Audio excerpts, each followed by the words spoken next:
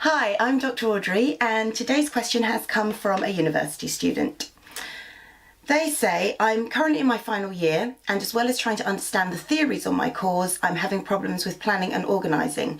Balancing my time between applying for jobs, meeting deadlines, dissertation, and revision has proven quite difficult.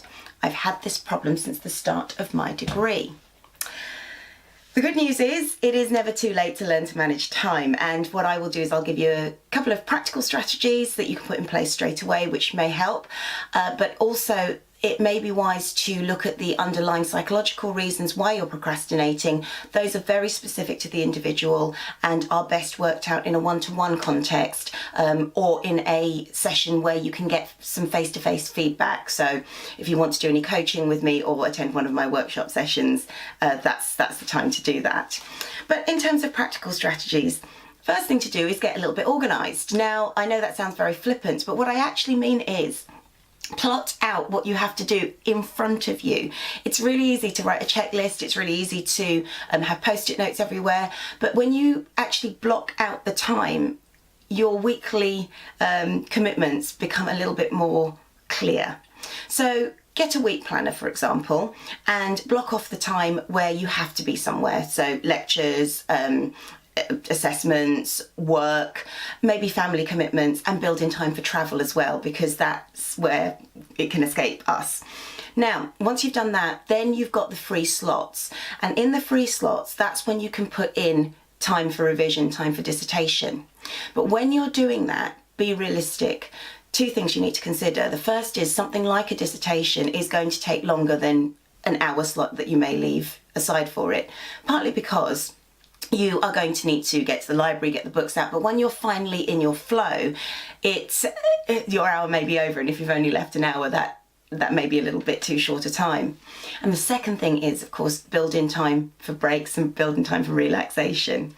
Usually we can focus for about 25 minutes, and then we need a short break and then come back to whatever it was we were doing. But you know yourself better, and if you do prefer to work a little bit more solidly, then certainly do so, but do build in time for, grabbing a drink, getting some fresh air, because just a change of scenery can help you energise to get back to work a little bit more bright and a bit better.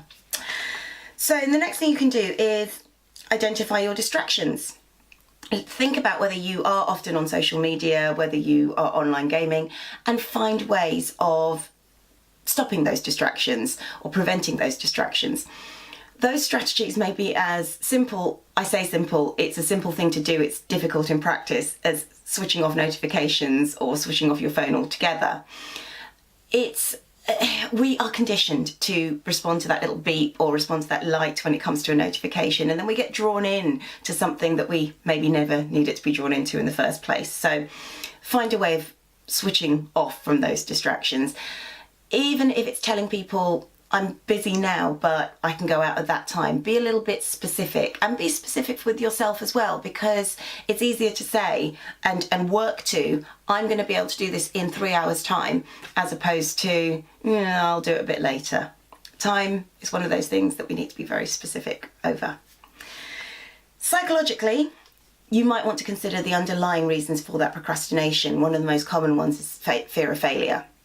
You don't get to university student level without having had a number of successes in the past, and as things get progressively more difficult, we find it harder to start because it is easier to fail. And then if we hand in a rush job, it's easy to excuse that failure because, well, it was rushed.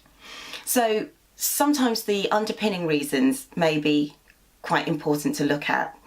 I'm sure it's not the case in your case, but it can be sometimes people don't want to do it because they just genuinely don't like the degree they're on and they don't want to progress into a job with that degree. So it is wise to think about what it is that may be stopping you, but that's best done in a face-to-face context. Last things to remember are your goals. Ultimately, when you want to reach somewhere, the things that seem really important in the interim may not be quite so important in the big picture. But only you can ever tell what's really important, and I can't presume to say that one thing I think is more important is take precedence over what you think is. Once you've identified your main goal, then try and bring it back a tiny bit and work out the medium steps in order to get to that goal. So if your main goal is getting a job in a certain field, then the next step back will be to achieve the degree, the next step back, achieve the assignment, and so on. So once you've done that, then just make a start. And that is true for everything that you've got in that organised block of time, whether it is writing your dissertation, whether it's your revision, whether it's your job applications. Make a start. You have that goal in mind, at least putting pen to paper or fingers to keyboard.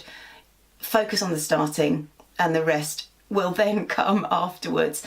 If we spend too long focusing on the end product, it actually doesn't always happen.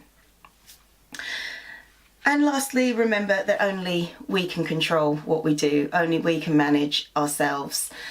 I can give you as many tips as possible, and in summary, organise yourselves and be realistic with the time that you've plotted, identify your distractions and come up with strategies to eliminate those, at least for the time being.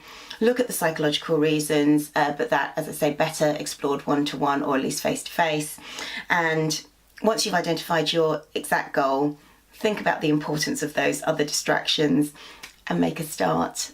I can only say those things. You're the one that needs to do them. Good luck.